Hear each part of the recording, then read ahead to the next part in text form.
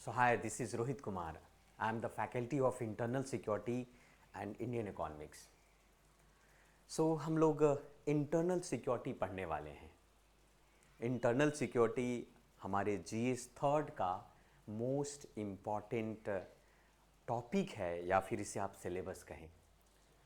Internal security में UPSC ने syllabus में कुछ खास और डिस्क्रिप्शंस के बेस के आधार पर नहीं दिया है और सिंपल सा कहा है कि हम लोग को इंटरनल सिक्योरिटी यानी कि challenge to internal security through communications network के थ्रू या फिर टेररिज्म से संबंधित समस्याएं, इंसर्जेंसी की बात करें या फिर हम बात करें साइबर सिक्योरिटी या रोल ऑफ मीडिया या नेटवर्किंग साइट, ये सारे जो इम्पॉर्टेंट पॉइंट यूपीएससी ने अपने सिलेबस में मेंशन किया है।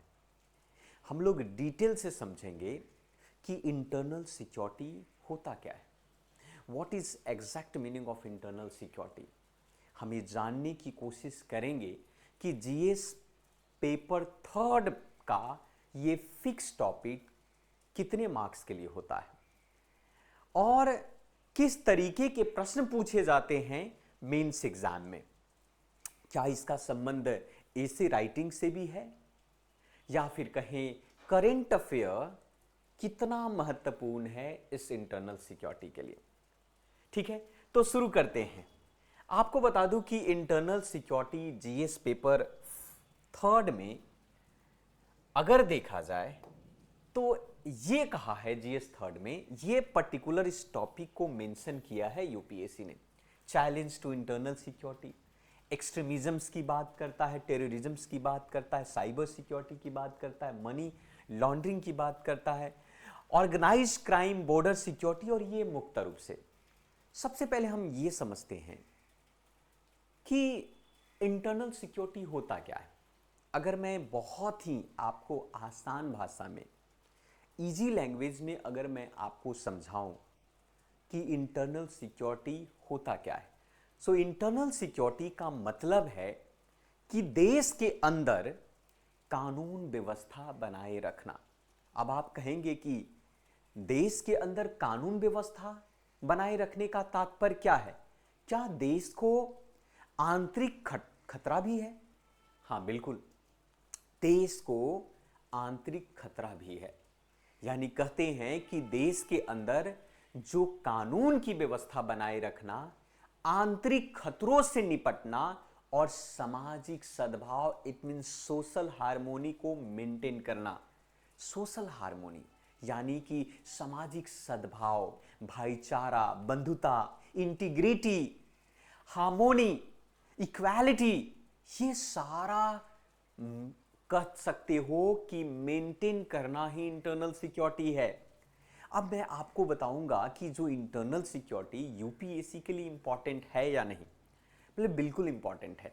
मैं आपको बता दूं कि थोड़ा सा मैं आपको ले चलूंगा पीछे की तरफ, बाकी एक एक करके सारे पॉइंट्स को मैं आपको समझाने वाला हूं कि जीएस में किस तरीके के प्रश्न पूछे जाते हैं, किस तरीके से। आपको बताऊं कि जीएस पेपर थर्ड में, अगर हम जीएस पेपर थर्ड की बात करें, जीएस पेपर थर्ड की अगर हम बात करें, इस जीएस पेपर थर्ड में इंटरनल सिक्योरिटी की चर्चा होती है और आपके को बताया जाए कि इस टॉपिक में इंटरनल सिक्योरिटी में क्या मेंशन किया है। इंटरनल सिक्योरिटी किस तरीके का? Internal security challenges to internal security through communication, communications network के थ्रू भी इंटरनल सिक्योरिटी को चैलेंज किया जा सकता है। आप कह सकते हो कि जिस प्रकार के आज भारत देश में टेररिज्म्स हैं, पाकिस्तान उसका बेस है। आप लोगों ने हाल फिलहाल में पहलगांव अटैक के बाद ऑपरेशन सिंदूर आपने देखा है कि नहीं? इंसर्जेंसी किए जाते हैं भारत के अंदर में। साइबर सिक्योरिटी की बात करें, हम बात करें role of media, social networking sites, हम बात करें इंटरनल सिक्योरिटी, कई ऐसे मायने में इंटरनल सिक्योरिटी को चैलेंज किया जाता है। इसीलिए यूपीएससी के जीएस थर्ड पेपर में इंटरनल सिक्योरिटी हमारे लिए पढ़ना बहुत जरूरी है। आगे चलकर आप आईपीएस बनेंगे, आगे चलकर आप रॉ में जाएंगे, आगे चलकर आप भिन्न भिन्न प्रकार के जो भारत के अंदर में जो पुलिस व्यवस्था है उसमें आप जाएंगे। हर साल लगभग इससे 30 to 50 मार्क्स के क्वेश्चंस इंटरनल सिक्योरिटी से पूछे जाते हैं एवरी ईयर, 30 to 50 मार्क्स का, है ना। कई बार आपको प्रश्न पूछेगा। आपको 2023 के पेपर अगर आप उठाकर देखो, 2023 के पेपर में प्रश्न पूछा है कि की challenges of internal security being faced by India. यह प्रश्न पूछा 2023 में कि what is the key challenges in internal security to being faced by India. प्रश्न पूछा है 2022 में, प्रश्न पूछा है आपको, it's related to terrorism.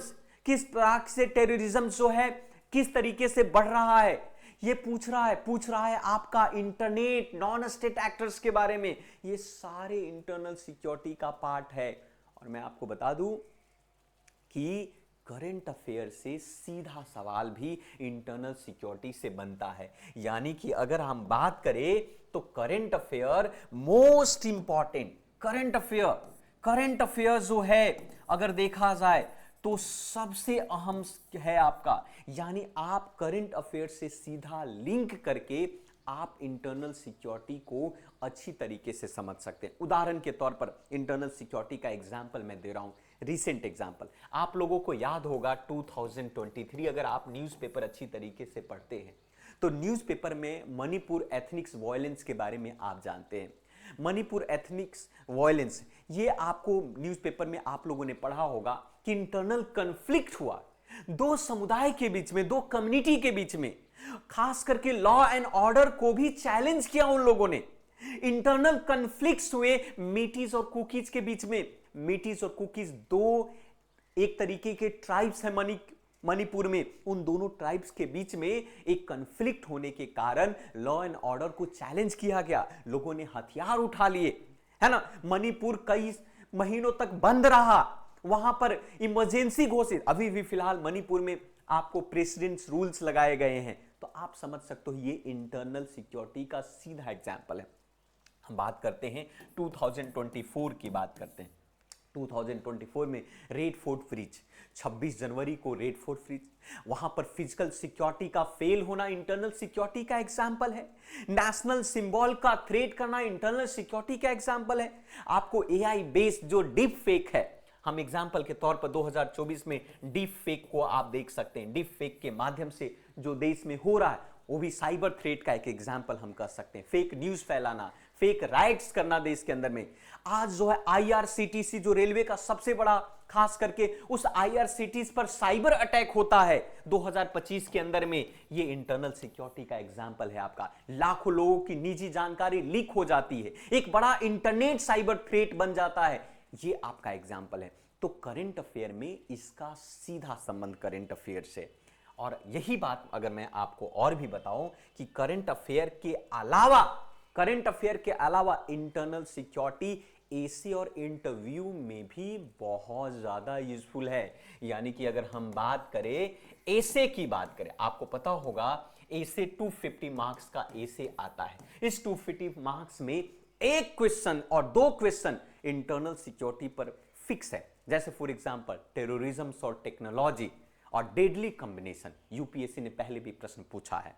Security is a pre conditions for development, यह भी यूपीएससी ने प्रश्न पूछा है। एसी में डायरेक्ट प्रश्न पूछे जाते हैं। यहां तक कि मैं आपको बताऊं कि इंटरव्यू में भी कई बार सवाल पूछे गए हैं कि अगर आप एक डीएम है और आपके जिला में कॉम्युनल राइट्स हो जाए तो आप क्या कदम उठाएंगे? इंटरनल सिक्योरिटी का मामला है। आप डिस्ट्रिक्ट मजिस्ट्रेट हैं, आप कलेक्टर हैं, आपके जिला में कम्युनल राइट्स हो रहा है, इंटरनल सिक्योरिटी का मामला है कि नहीं। उसी प्रकार से साइबर क्राइम को रोकने के लिए आप क्या क्या इंस्टीट्यूशनल रिफॉर्म की जरूरत हो सकती है, इस तरीके के सवाल इंटरव्यू में पूछे जाते हैं। अब चलिए मैं थोड़ा सा बात करता हूं कि जैसे कि मैंने कहा इंटरनल सिक्योरिटी में मेजर टॉपिक जीएस में है आपका। एग्जाम्पल के तौर पर मैं आपको थोड़ा सा ले चलता हूं उन चीजों पर। आप देखिएगा कि मेजर टॉपिक की अगर हम बात करें इंटरनल सिक्योरिटी में, जैसे मेजर टॉपिक पर अक्सर जो आपको आगे चलकर पढ़ना होगा, टेररिज्म की बात करते हैं। अब टेररिज्म और काउंटर टेररिज्म की बात करें, है ना। तो ये दोनों जो है इट्स वेरी वेरी इंपॉर्टेंट। आतंकवाद जैसे कश्मीर में मिलिटेंसी की बात करें अक्सर मिलिटेंसी देखा गया पाकिस्तान से, क्रॉस बॉर्डर टेररिज्म और इस्लामिक रेडिकलाइजेशन का एग्जाम्पल आप देख सकते हो। तो उस पर तो हमें बार बार पढ़ना होता है। जैसे एग्जांपल के तौर पर 2019 में पुलवामा अटैक हुआ, पाकिस्तान बेस्ड टेरर ग्रुप जो है जैश ए मोहम्मद ने सीआरपी कन्वे को पर हमला किया। आप हाल फिलहाल की बात करो, पहलगांव अटैक में आपने देखा किस प्रकार से भारतीय 26 नागरिकों की हत्या कर दी गई धर्म के नाम पर। Internal security. हालांकि पुलवामा अटैक का हम लोगों ने जवाब दिया, रिस्पॉन्स किया। इसका रिस्पॉन्स क्या किया था? Balakot air strike, Balakot air strike, जहां पर इंटरनल सिक्योरिटी थ्रेट का जवाब हम एक्सटर्नल स्ट्रैटेजी से के एक्शन से हम लोगों ने दिया। एग्जाम्पल, हमारे देश के अंदर में बहुत सारी ऐसी एजेंसियां हैं, एनआईए हुआ, एनएसजी हुआ, एटीएस हुआ, ये सारी एजेंसियां जो है हमारे लिए महत्वपूर्ण काम करती हैं। आपने पहलगांव अटैक का एग्जाम्पल हम लोगों ने ऑपरेशन सिंदूर से दिया, इसके में आपका उसी प्रकार से भारत के अंदर में कुछ ऐसे हम नक्सलिज्म्स की बात कर सकते हैं जो आपको आप कर सकते हैं एक्सट्रीमिज्म्स की बात कर सकते हैं जो हमारे लिए बहुत ही महत्वपूर्ण है और उसका समाधान करने की कोशिश की जाती है। आपने लेफ्ट विंग एक्सट्रीमिज्म्स का नाम सुना होगा, आपको डब्ल्यूई। अब LWE एक्सट्रीमिज्म्स की बात कर सकते हैं, ये टॉपिक दिया हुआ आपका। आपने देखा होगा कि बहुत सारे ऐसे ट्राइबल्स इलाके हैं जहां पर सोशियो इकोनॉमिक्स डिप्राइवेशंस हैं और सोशियो इकोनॉमिक डिप्राइवेशंस होने की वजह से वहां पर उग्रवाद की शुरुआत हो, एक्सट्रीमिज्म्स की शुरुआत होता है। उग्रवाद, हिंदी में इसे उग्रवाद कहते हैं, अंग्रेजी में एक्सट्रीमिज्म्स होता है, जिसको आप नक्सलिज्म भी बोलते हैं। नक्सलिज्म, इसकी पूरी कहानी मैं आपको बताऊंगा कि नक्सलिज्म की शुरुआत कैसे हुई, है ना। छत्तीसगढ़ का आपको याद होगा दंतेवाड़ा छत्तीसगढ़, या अंबुस का नाम सुना होगा। 2024 में 10 सिक्योरिटी पर्सनल शहीद हो जाते हैं वहां पर। इंटरनल से सरकार ने एक योजना चलाई, सरकार का एक स्कीम हुआ और उसका नाम था समाधान स्ट्रैटेजी। और उस समाधान स्ट्रैटेजी के माध्यम से, एस्पिरेशनल डिस्ट्रिक्ट प्रोग्राम के माध्यम से इस एक्सट्रीमिज्म्स की समस्या का समाधान करने की कोशिश कर रही है सरकार, नक्सलिज्म्स पर काबू करने की कोशिश कर रही है सरकार। तो ये एग्जाम्पल हम इस चीजों पर कर सकते हैं। उसी प्रकार से आज हम डिजिटल इंडिया प्रोग्राम है, साइबर सिक्योरिटी की बात कर सकते हैं।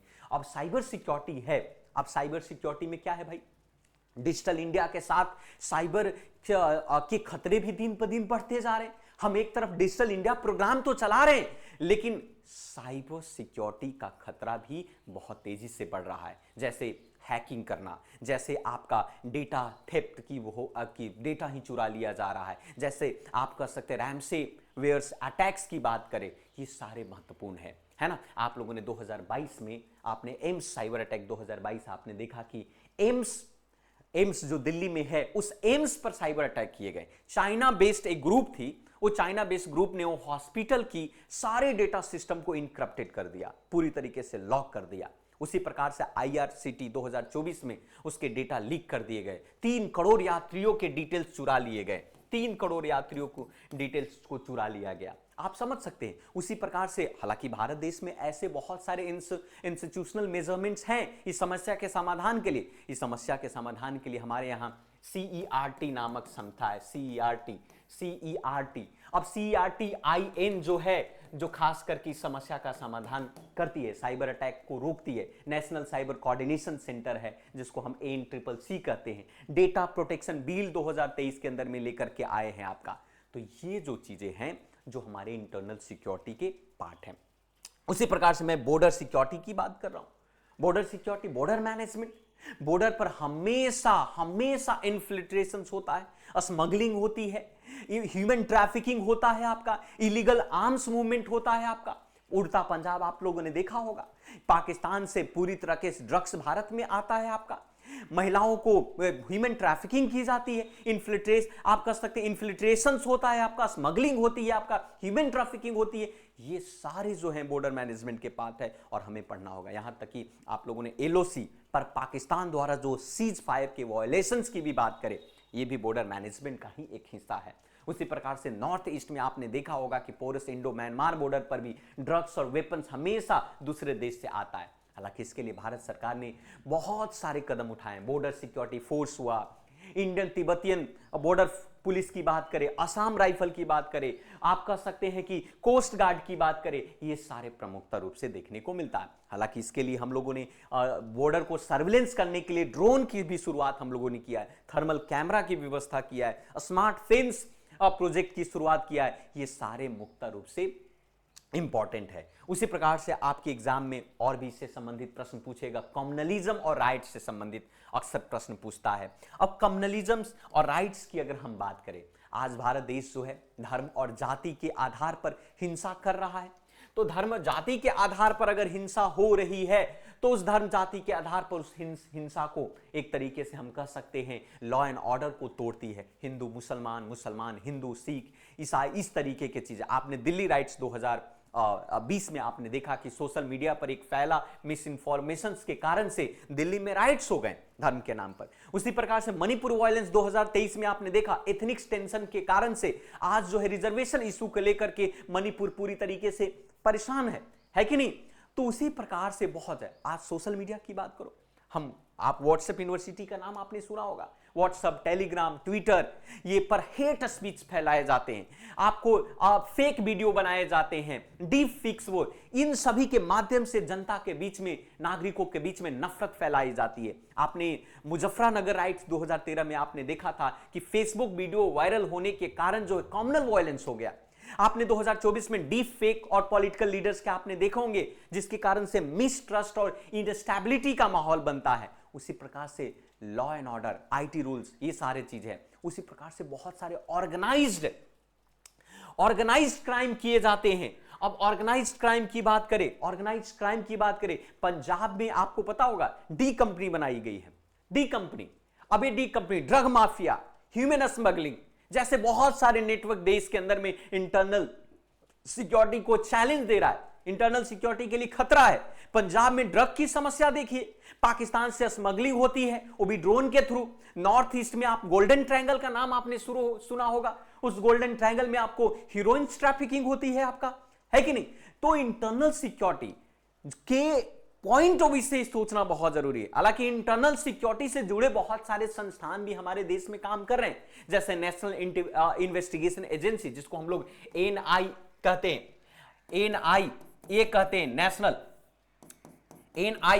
हैं, नेशनल इंटेलिजेंस एजेंसी की बात करें, हम बात करें इंटेलिजेंस ब्यूरो की बात करें, आईबी की बात करें, हम बात करें रॉ की बात करें, हम बात करें ब्लैक कैट कमांडर की बात, एनएसजी की बात करें, जिसको ब्लैक कैट कमांडो कहते हैं, जो खास करके रॉ क्या करता है, रॉ जो है एक्सटर्नल इंटेलिजेंस के लिए, आईबी क्या करता है, आईबी इंटरनल इंटेलिजेंस के लिए, एनआईए का क्या काम है, एनआईए जो है टेरर और आपको लेफ्ट विंग एक्सट्रीमिज्म के लिए आपका। उसी प्रकार से सीएपीएफ, जिसमें सीआरपीएफ हुआ, बॉर्डर सिक्योरिटी फोर्स हुआ, आईटीबी हुए, ये सारे इंटरनल सिक्योरिटी ड्यूटी के बेसिस के आधार पर काम करते हैं।